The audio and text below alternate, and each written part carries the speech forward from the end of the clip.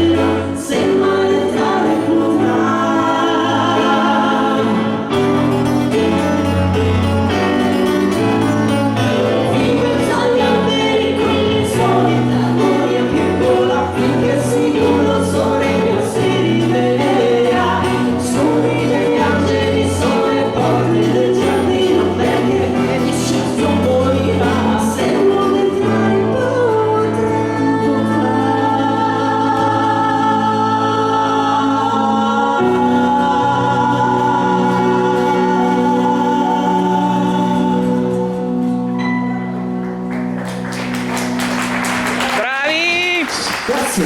Il Chimera! Grazie mille.